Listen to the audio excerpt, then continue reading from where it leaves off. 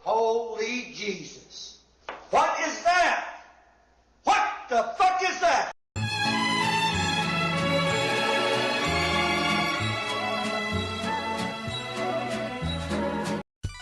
Puzzle games are not exactly what you'd call my bread's butter. Sure, I love me a good old game of Tetris, Puyo Puyo, or the greatest game ever conceived by the human mind, Puyo Puyo Tetris 2 for the Nintendo Switch.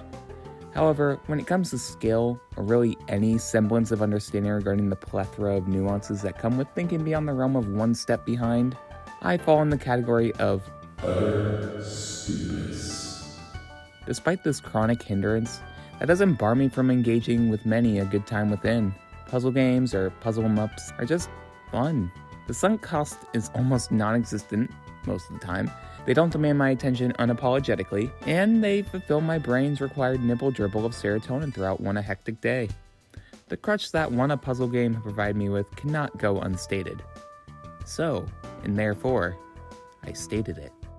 With this slight fascination, in the aid of a completely unmodded, unjailbroken PS Vita, in need of some fresh, new games to fill within my daily gaps, I turned to the backlogs of many a soulless video game corporation to attempt to fill that puzzle-shaped bullet wound in my heart. In being a complete fucking nerd, I, of course, decided to focus my gaze upon the world of anime puzzle games. You know, kind of like how cool Deuterino Hazel did that one video on cozy anime RPGs. Well, that's essentially what I sought to do, but with cozy anime puzzle games. Cast a wide net in the pool that is Japanimation video puzzle creations and find some nice, diverse oddities that would make my day a bit less dull. But as I quickly found out, that pool is not as wide as I thought. Sure, it goes without saying that you can easily find and access your fucking legends such as Panel de Pon and the priorly mentioned Puyo Puyo. However, beyond that, you're not gonna discover much in terms of variety.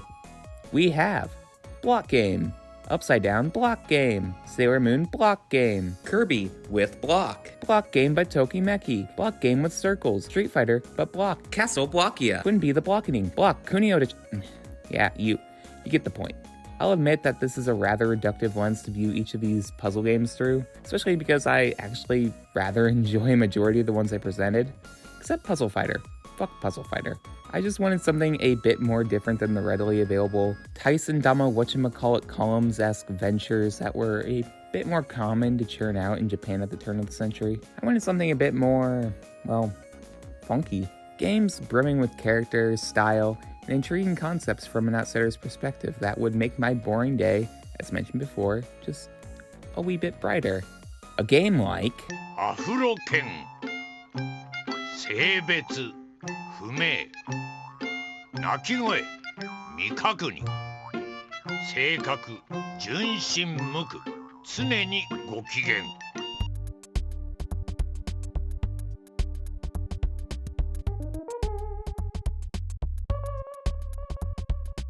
Have you witnessed anything more pure?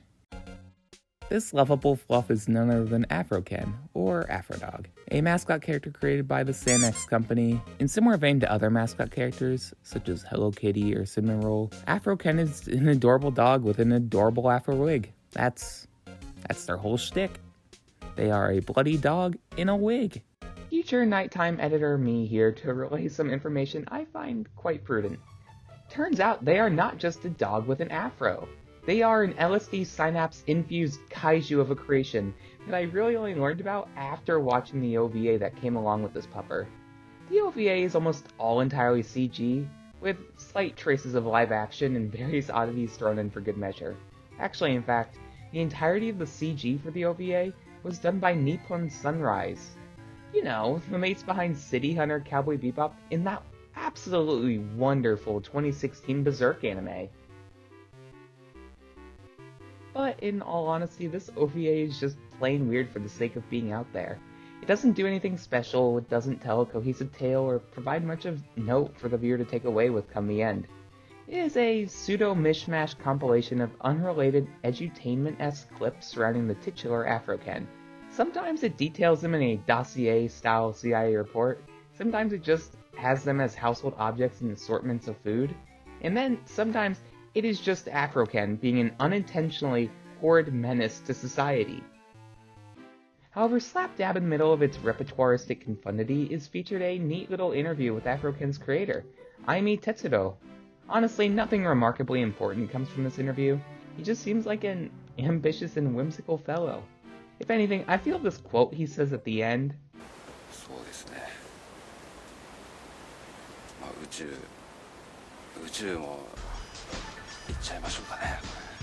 sums him up quite well. The OVA in totality obviously didn't do much in terms of anything. It isn't super interesting, it's just odd for oddity's sake. However, I do find the constant implications of Afroken being this, unknowable, incomprehensible monstrosity to the human race quite funny. その他不明点多し現在調査中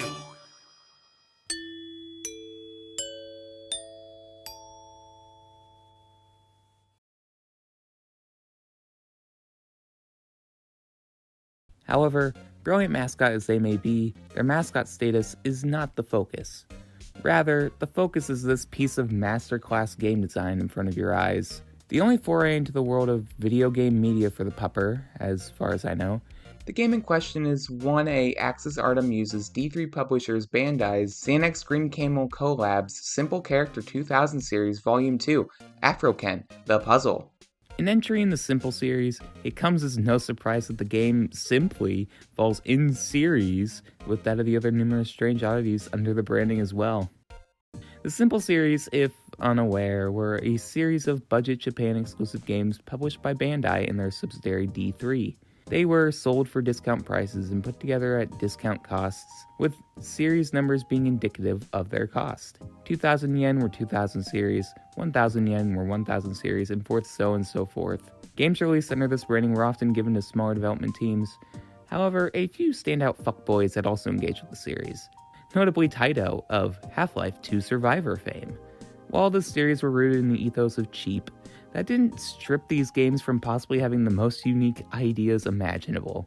You've got your World Calamities in Earth Defense Force, completely appropriately dressed zombie hunters in One-Chanbara, monkey basketball in One-on-One, and, of course, the aforementioned Afro-Ken in Afro-Ken the Puzzle. Afro-Ken does as Ken do and may have tree hair, may have no hair, but of course may have the rainbow hair. How does one hair do another hair, you may ask? Well, the goal in this game is to do thus. Pick the titular pupper and enter the puzzle world of swapping blocks around. Fucking damn it. Alright, trying to escape the blocks is nigh impossible, so let's just embrace them. And plus, this block plays more like a Puzzle and Dragons, Kirby Star Stacker Grid type of game, so I'll use that as my scapegoat, my excuse for engaging with this. The gameplay plays as previously stated akin to that of Puzzles and Dragons with its block-swapping, grid-hopping mechanics. You control one in Afro-Ken and are tasked with clearing up blobs of clouds. To clear up cloud blobs, one must control the doggo on top of the desired crushy and then crush thee. If you're careless, the water at the bottom will fill up and cause you to drown. Why? Fuck if I know. At the top, if you aren't careful, you will run into spikes. Why? Fuck if I know. If you don't know what you're doing, then the game will never end. Why? Fuck if... Okay. I'm exhausting this bit. I actually have no idea what I'm supposed to be doing. I assume clearing the clouds is the main goal, yet when I played, I couldn't figure out how to progress beyond the opening stage. Perhaps it's not level-based and it's survival-based? I'm not sure. That's why I assume the health bar at the bottom of the screen drops if you drown and refills if you stomp. There are blocks you can't push and half-clouds that you can push but not crush into fluff dust. Aside from that, it appears that there are unlockable characters, a multiplayer mode, and some sort of extra score attack mode thingamabob. But I couldn't figure it out. Nonetheless, I still fuck with it. Honestly, the game would have had to go to severe lengths to disengage me. I mean, it is about a dog with an afro. A rainbow afro. There is very little that would deter my interest in this game. Also, this game has brought to my attention the existence of this plushie. I need this plushie.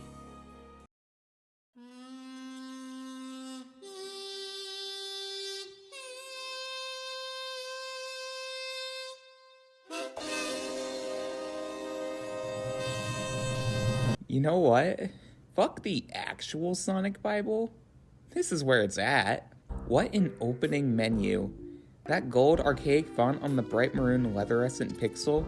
I honestly don't know if I hate it, or if I'm down to just chill with how bold it is.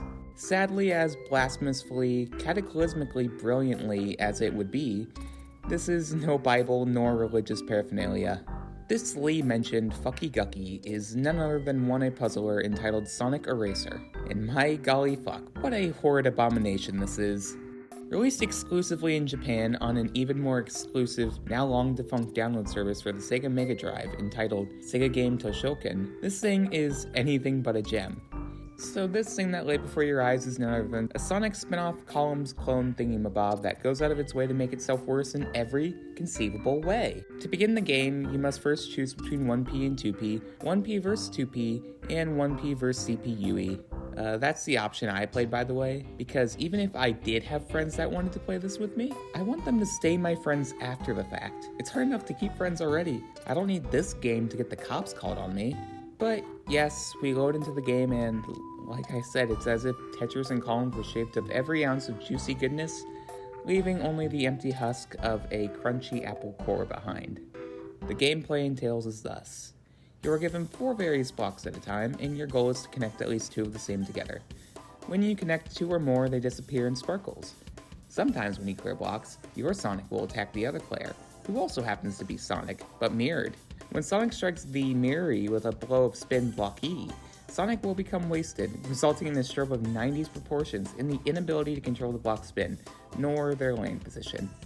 When unwasted, you can swap the blocks around within the Tetramino-esque shape provided, but the shape of the blocks itself cannot be rotated. Your goal, just as with every columns wannabe, is to outlive the other opponent in the climactic block-falling action. And that's the entire game. It is beyond saving.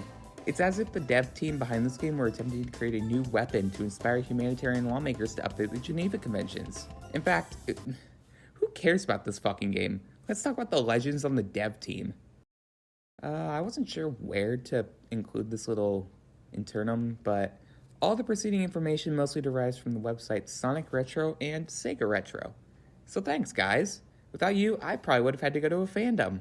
And as everybody knows, fuck fandom.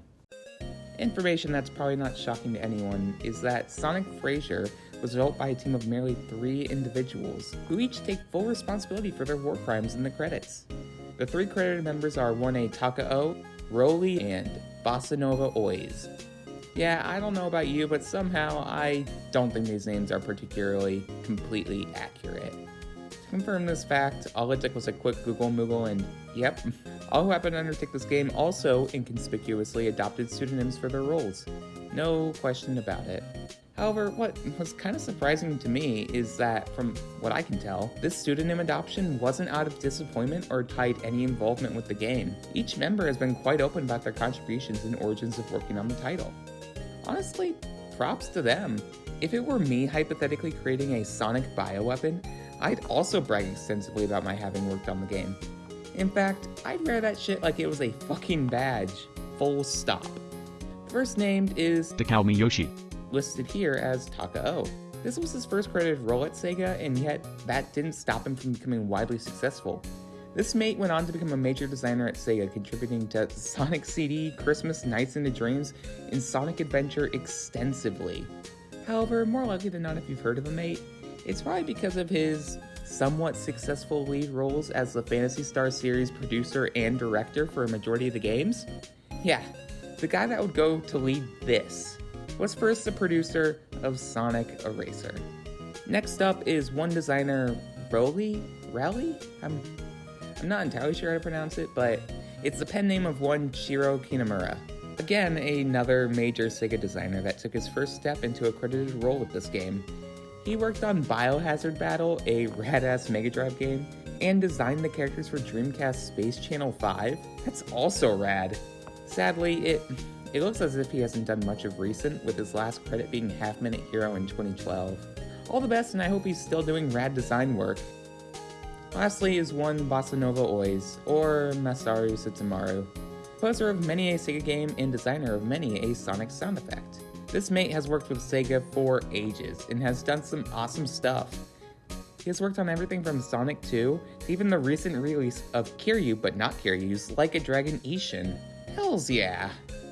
However, despite the respect I hold for this mate and his honestly incredible work, that is not gonna stop me from massively dunking on this one titular song composed for this Sonic Hellspawn.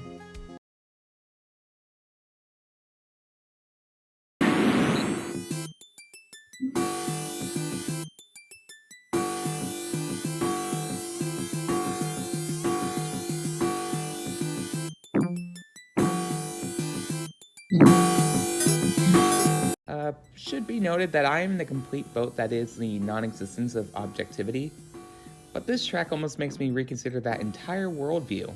Sounds of frying pans, chimes, repeating buzzers all put together in a 1-minute loop. What more could you want? And if that wasn't great enough, the noise is credited as song, meaning it is called song. Some may say that this is Setsumaru's crediting as a composer, but that's rubbish. This is explicitly naming the noise.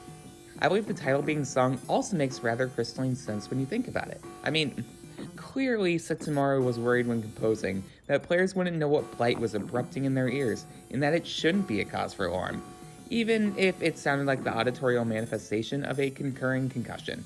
So he titled it thus to suggest to the player, explicitly, that it is in fact music. Alright, I think I've unleashed enough Sonic for one generation. I need another palette cleanse. Back to the clean and precise, minimalistic and pristine. Honestly, I just need a title that won't result in my getting kicked off the bus during transit. And what isn't better for a little public transit than a game deriving from a handheld itself? This wee diddly V is Coloris, a game developed by Skid Ltd and published by Nintendo.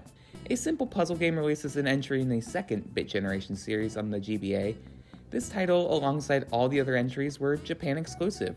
I'm not entirely sure if this is much of a loss, as the titles are extremely rudimentary in nature, but it's still sad nonetheless. These games are quite odd. They almost serve as predecessors to Nintendo's upcoming casual Wii mindset, even featuring the DS Wii Ask warning screen for God knows what reason. But Coloris still appeared to me to be the most appealing aesthetically from a cursory glance. So I selected it thinking that it could be an interesting experience. And yeah, the game is, as previously stated, extraordinarily rudimentary in practically all aspects presented. The music is rather simple, however a bit radiant with YMO-esque charm. The palette of colors is calm and soothingly plain, and the sound design is very ambient with graphics that are, well, you're looking at them. The entire game is quite muted in tone, even if aesthetically brain-scratchingly well designed. I love the overall boring, non-pejorative, tone that the game casts upon you. It serves as a nice little intermittent escape into a world of relief. However, I can also understand the point of view of the textureless modernity being a negative as opposed to a positive. Despite all these plainities, or maybe in spite of them, the game still has intrinsic character pouring out. The game feels inexplicably alien and mysterious, or, depending on whether you know the devs, appropriately alien and mysterious, which provides a rather unique charm to its gameplay, even with the overall muted presentational tone. Appropriately alien these games are, I say, because the development team behind them, one a Skip Ltd, have a proven knack for incorporating the weird and nuanced into simple spaces. Coloris was developed by Incredible Crisis and Moon Remix RPG Adventure's very own Love to Look alumni, Kenichi Nishi and Kate Eito. Two phenomenally strange developers with just as phenomenally strange filmographies, gameographies, videography, I don't know what the backlogs are called. I would love to go into detail about these two, and the enigmatic fact that everything currently existing in my life seems to lead inexplicably back to Love to Look and Moon. However, there are countless others who have done so prior and have done a great job dealing them in ways I couldn't and wouldn't live up to. Check those videos out if you haven't. They're rad. All I can really say is that they made Chibi fucking Robo and Captain fucking Rainbow. So, take that as you will. The game itself emanates a vibe, yes. But what about the puzzle? Does it too emanate a vibe? Fuck no. Just as with everything else, the game's gameplay is very play minimal. When you boot up the game after bypassing the Wii warning screen of Future, you are provided with one solitary option upon its elegance of the title screen: Clear Mode. Upon choosing the only option, you are then given a just as pseudo-choice level select. Then, without a word, an utterance, nor a tooltip, the game throws you into the thick of it, which is honestly it's not too thick. From what I gathered through my rather confused button pressing, the gameplay is nothing more than the swapping of colors in the color C in an attempt to create connections of 3 blocks or more. What is the win condition? Well, I'm not entirely sure. If I had to hazard a guess, it probably has something to do with the super mysteriously incorporated line box at the top, but I never figured out its point, so I couldn't tell ya. All I know is I swapped, I connected, and I prevailed. Surprisingly, as dull as I've kind of made this game out to be, it snatched away half an hour without my realizing it, which is probably the entire point.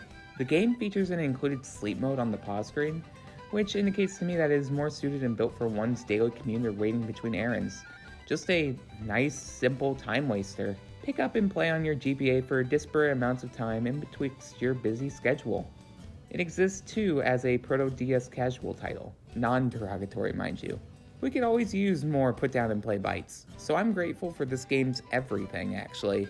I've often heard the argument of many an individual that the death of Nintendo along with the Wii and DS mostly spawned from the appeal to the casual market. But, and I'm gonna be quite blunt, fuck that noise. First off, dude, death? Everyone and their grandpappy had a couple Wii or DSC lying around.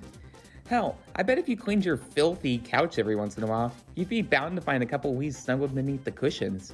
Nintendo is swimming in the gold-laden river from those two systems.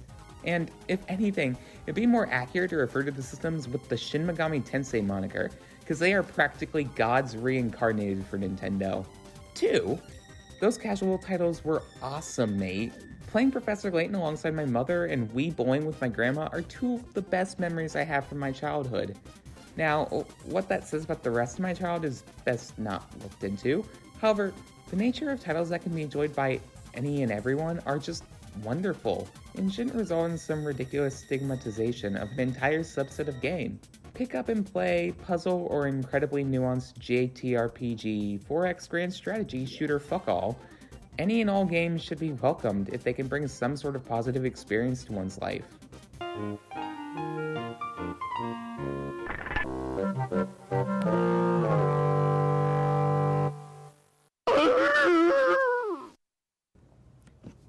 Okay, fuck. This is why we can't have nice things.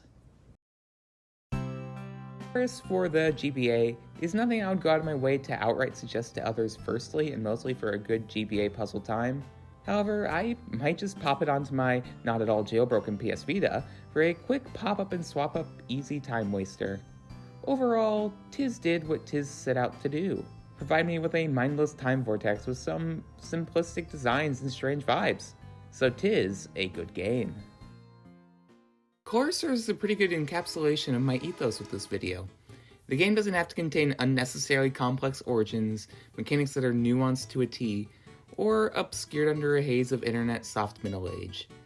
Another game that serves this purpose of encapsulation nearly falls on the complete polar opposite spectrum of tonal presentation. This is good for me, as after that smooth, minimalistic nature of the last game, I need some hot, eye-searing schlock to burn my retinas. Oh my, what's that over there? Is that Sore Yuke Ebisumaru Karakuri Meido Keito Goemon no Nazo, the game title that roughly translates to Get Going, Ebisumaru Mechanical Maze Mystery of the Missing Goemon. Released for the Super Famicom in 1996 by Konami Computer Entertainment Osaka, I see? Wow! I wonder whatever you could be doing here. Oh, God! My eyes! How about this for a total tonal shift? Eye bleach this title is not. Yet at the same time, it unapologetically serves the same function as pouring bleach on your eyes. What is it we're looking at? Honestly, I'm not entirely certain, but I do sure fuck with the 2000s neon acid trip vibes and the confidence in the ability of a normal individual's reading skills, Japanese fluent or otherwise. Like seriously, I kinda love it. Whether this was by some graphic designer's artistic decision or a clever challenge incentive to play the game blindfolded, I doubt we'll ever know. Pushing aside the inclinations from the devs to partake in some good old eye sensory deprivation is necessary, however, as we should actually engage with this game, our eyes fully intact. Plus, I mean, if we didn't, we wouldn't get to watch these lovely soupy Famicom cutscenes that the game beguiles with us upon our playing. One day, one man, Ibusumaru Man, comes home to discover a note left on a table. The note, Goemon in nature, tells him that he went to a mechanical island. Upon us receiving this info, our mate, Marume Norino, decides the best recourse is to simply chill for that well-known mandatory 48-hour period regarding the reporting of missing people to pass, before searching for his clearly not at all in danger friend. Notably, and to my surprise upon first play, this isn't actually a Goemon story. It's an Ibusumaru story. In plain terms, it's a spin-off, relaying a tale of his assumedly illustrious and well-known compatriot Ibusumaru in his upcoming puzzle-mazing treks. While Goemon was my target to play and see, I don't particularly mind ditching the mate for this Ibusumaru guy. He seems downright quite chill.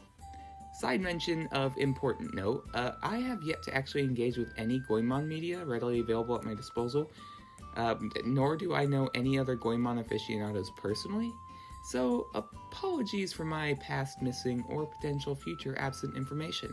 Information like the relations of who's who and what the fuck is even going on. Thanks for the leeway. Nonetheless, I do really want to dive into the series in some fashion or other, so spin-off or not, will not stop me from entering the Goemon Zone.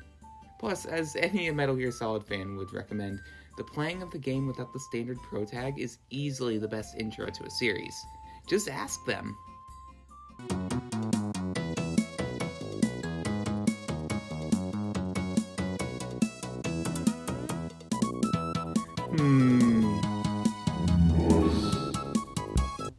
The game puzzles like an on-rails labyrinthine of arrow conveyor belts wherein you take over the role as omnipresent arrow-turning god of yore. That is to say, you have our pal Ibusumaru Man here, and he walks forward automatically, unprompted by any player input. The only input the player can inflict upon the mate is via previously mentioned arrows lining the maze floors. We have the ability to turn the arrows in the vast spectrum of 4 directions. Ibusumaru follows the page direction of any lane arrow. This means, path in front or not, Ibusumaru Man will walk forward, or run if you hold the B action button. If path is laying before him, he will continue his trot.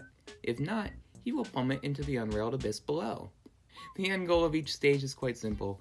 You, as omnipresent god of arrow turning of yore, want to guide him to the clearly marked goalpost at the end of each stage before the time runs out. There are these floating collectibles you can grab for completion points, and a couple of stage items which serve as tools for goalpost arrival. However, I didn't make it extremely far into this game, which I'll mention further in a minute, so the only items I can briefly explain are that of the fan, which lets Ebi-Man hop around upon and beyond steps which may block his path, and the cannons, which function just as they would in any game, which is to say, they are fucking cannons. They fire. But other than that, this game isn't too complex in the play game department. You simply act as a guide for Ibusumaru Man, and nothing more. The game also features an overworld level select map thingamabob, which essentially functions as 1A Mario 3 Map B. You can enter various buildings, talk to various people in those various buildings, and variously gamble your variously acquired golds. Now, as a possibly visually impaired individual, there were certain points when I couldn't make out a fuck of what was laying out in front of me. But, judging from that title screen, this is a common ideology of design the dev team sought after.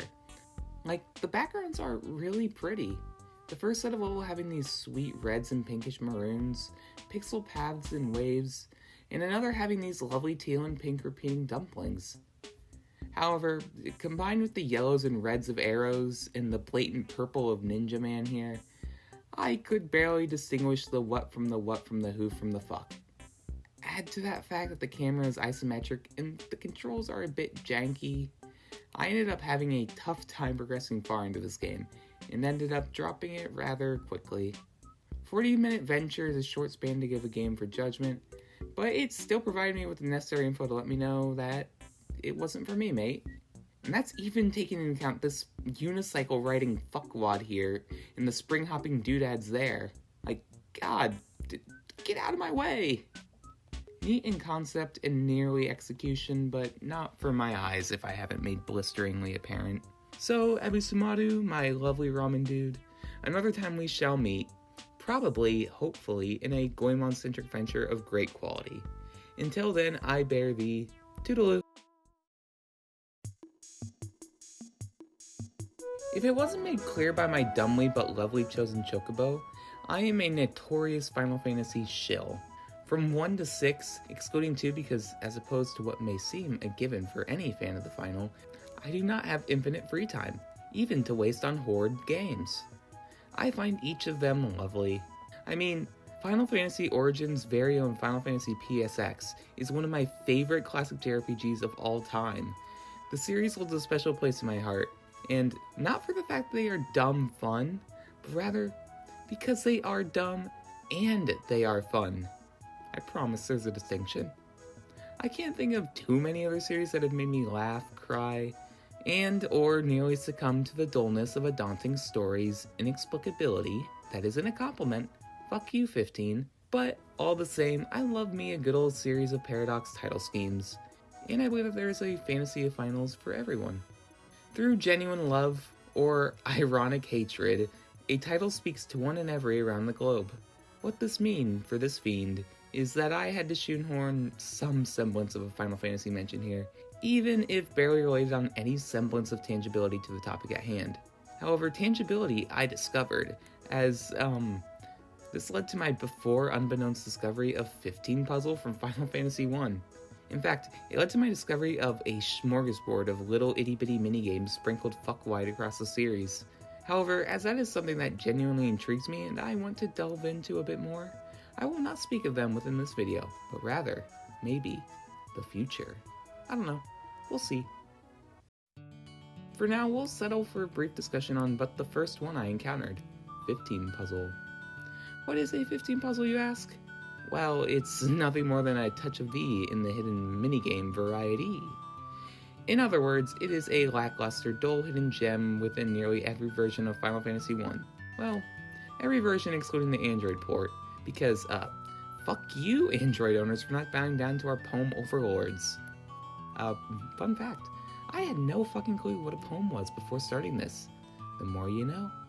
Each version has a similar yet varying manner of accessing its hidden potential, yet gameplay-wise they are all the same. First, one must acquire a pirate ship's worth of story progression.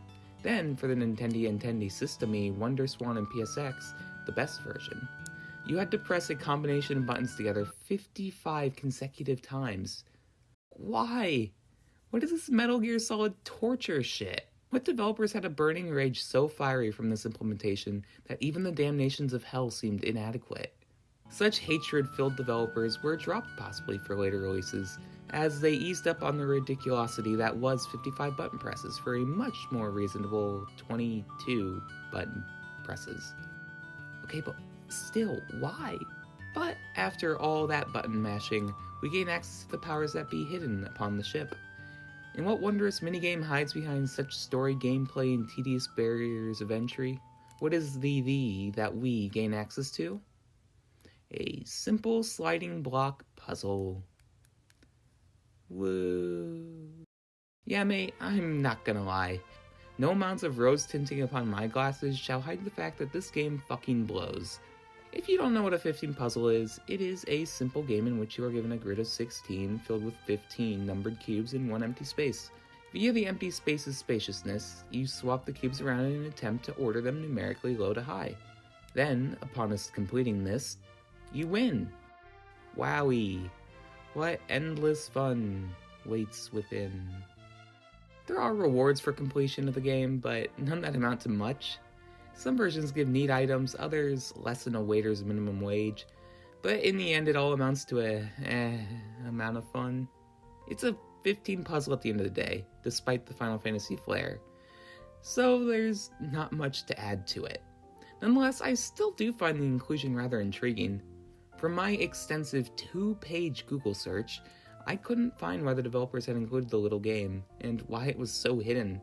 However, my headcanon be that a sole dev implemented the after a couple too many late solitary nights in the Square office, working on the mess that was the NES Sucky Fucky. There is no middle finger more extensive to the overheads than that of a solo devs incorporating some of the most minute of content and then not advertising it as free bloat for a box art blurb. So, despite its status as a rather dull bit, in the end, secrets are always fun, and I always welcome me a little elusive inclusion. Alright, now I've gotten blasphemy out of my system, my obligatory Final Fantasy mention, and a discussion on Afro-wearing dogs out of the way. We end up at our final puzzle of the discourse, and boy howdy, is it a game that I did not expect to adore as much as I did.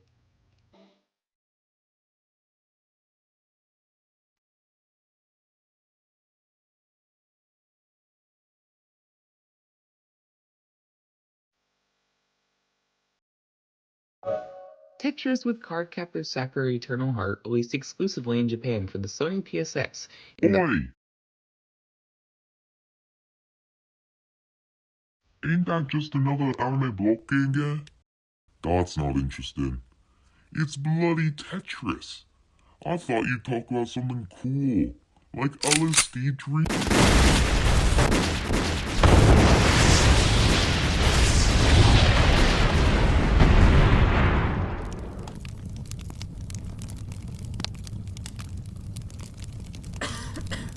Yes, to answer the question presently being posed, this would happen to just be a anime Tetris game.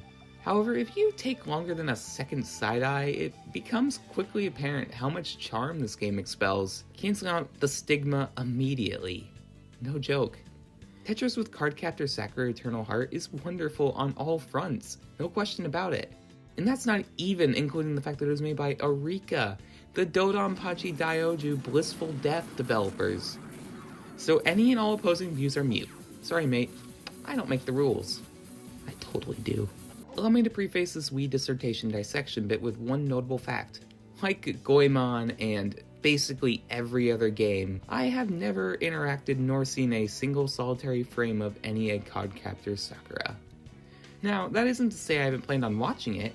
It's in my Annie list watch pile, decaying alongside numerous other poor prospective anime souls, but I just haven't had the pleasure of viewing it yet. Okay, now that my lack of pre-existing bias has been presently exposed and put forth, I will say, again, by golly fuck, this game is wonderful on all fronts.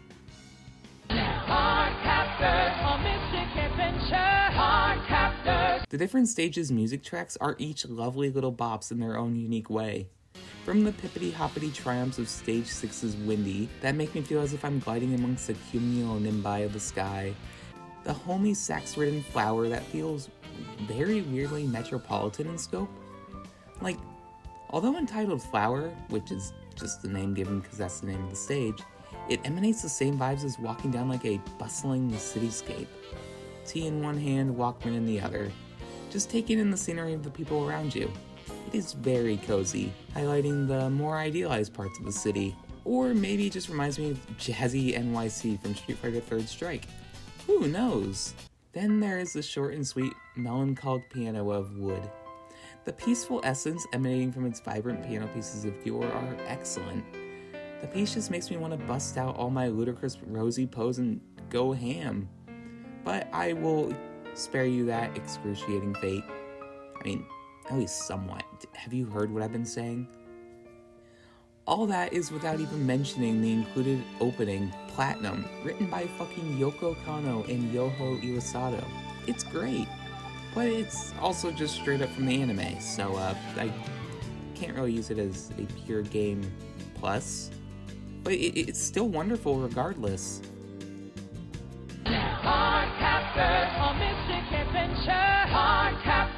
Seriously, is there anything better than PSX pixel art? One could potentially sway me more towards that of the Game Boy Advance or DS's pixelities. That's where my heart lies normally, mind you. I just completed Superstar Ultra, and that game is lovely. However, the PSX really was the peak of smooth pixel art. I love it so much. Look at these slideshow card thingies. They are still images, probably ripped, maybe traced straight from the anime, but who cares? They still look PSX compressively quaint and cute. Oh, and speaking of that PSX compress, look at this egregiously bit-crushed ending credit crawl. Probably had barely any room left for the actual game on the disc after including this, but it was well worth it. Yeah, I have nothing to say here. It's probably just the anime's plot, and I don't speak fluent Japanese, so fuck me, I guess. It's Tetris, but not.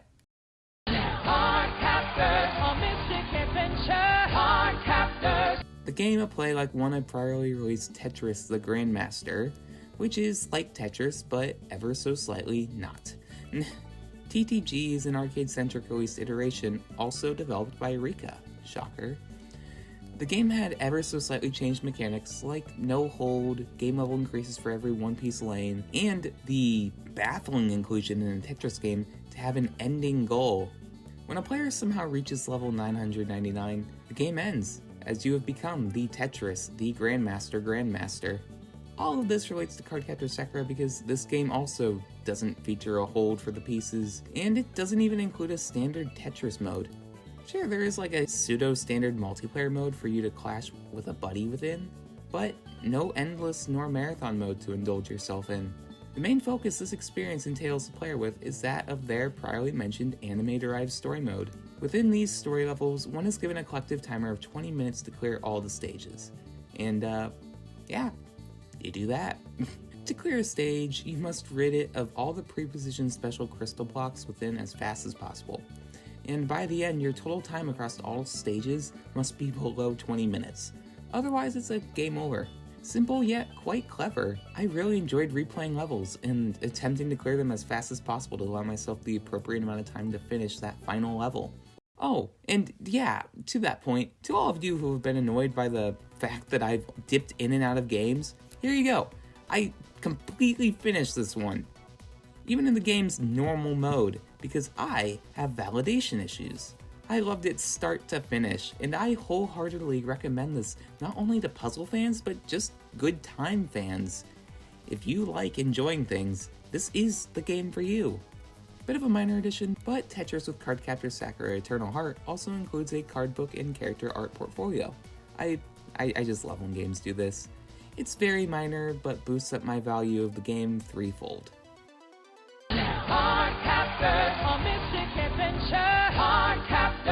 Official Tetris game seal. What more can I add? It is sealed by the almighty Tetris gods themselves. And that's it. A lovely game featuring all the lovely, jubbly, tiddly mechanics of a great puzzle game. I would dive more in, but there isn't much more to add and dive into. That and I'm a lazy fucking prick. So this is where my journey of discovery finisheth. Sure, it could be argued that I ended up with the most closely related game to my prior experiences, a Tetris game. However, going through these titles has made me realize, why search for that one hidden gem when greatness lies right next to you? For a quick pit stop throughout my day, I don't need a game of insurmountable obscure qualities. I just need a solid good time. So I turn my back on what has already been shown to appeal to me. That is to say, nothing is wrong with constantly searching for that one obscure treasure, but it's not always a requirement for a good time. Nothing is wrong with enjoying the tiny oddities alongside the blatant ones. All this is to essentially say, Puyo Puyo Tetris 2 for the Nintendo Switch is unquestionably the greatest video game ever to grace this planet, and nothing will ever change that. Fuck you, good day, and good night.